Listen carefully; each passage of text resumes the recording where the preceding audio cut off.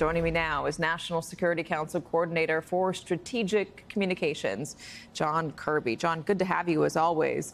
A couple of weeks ago, the U.S. was publicly warning President Xi not to arm Russia, not to send lethal aid to Russia. Yeah. Does the NSC still believe that that's on the table?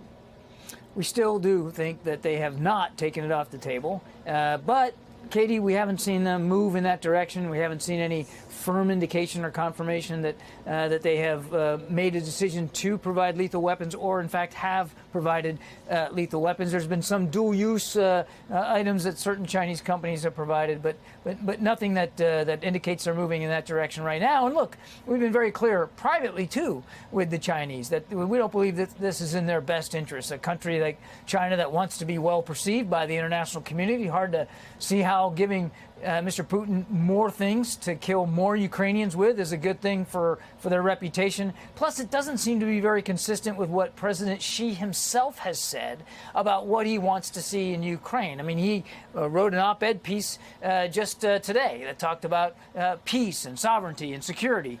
Providing Putin with weapons seems to run counter to that. What does the U.S. think Xi is doing in Moscow right now?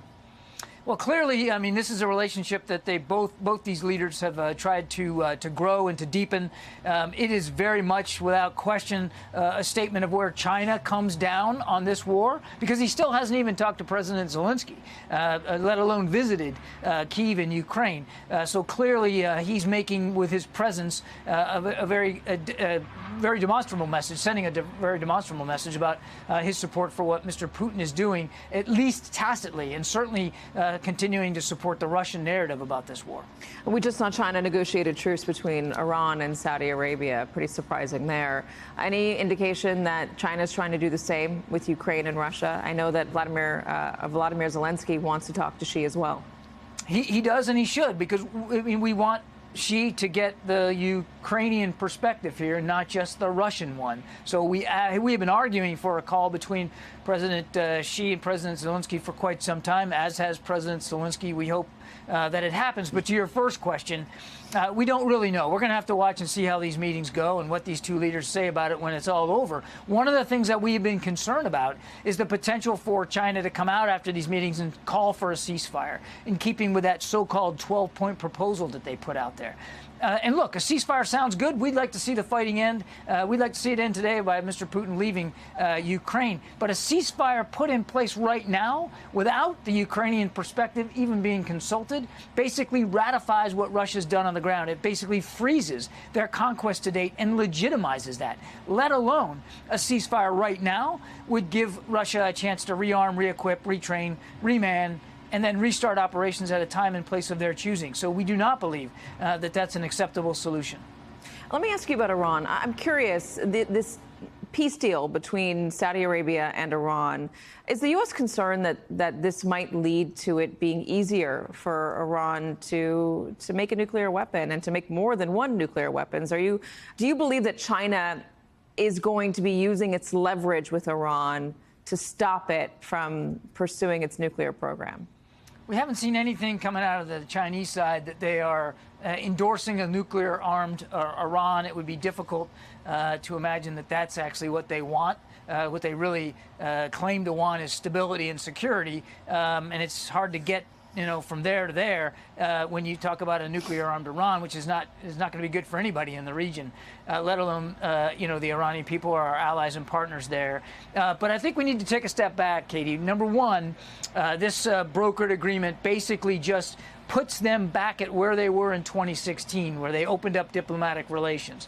Now, they did say, as a part of this agreement, that they were going to work to de-escalate tensions and to reduce attacks coming from Yemen into Saudi Arabia. And look, if all that happens, that's a good thing. No sour grapes on our part. We want to see the tensions reduced. We want to see the war in Yemen end. We want to see the 70,000 Americans that live in Saudi Arabia be able to do so, including troops, by the way, do so freely and safely and securely. So if it works to that degree, well, that's a good thing. But again, we got to watch this and see what actually happens. The Iranians don't have a very good track record of meeting their commitments and promises. I want to ask you quickly about Israel. I know the U.S. has been pretty forthcoming with Benjamin Netanyahu about our desire not to see him overpower the Supreme Court there. There have been a lot of protests.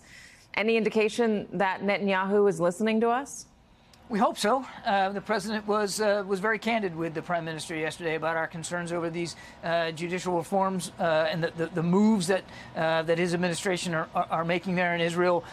We very much encourage the kinds of efforts that we're seeing out of President Herzog to find some sort of compromise solution here.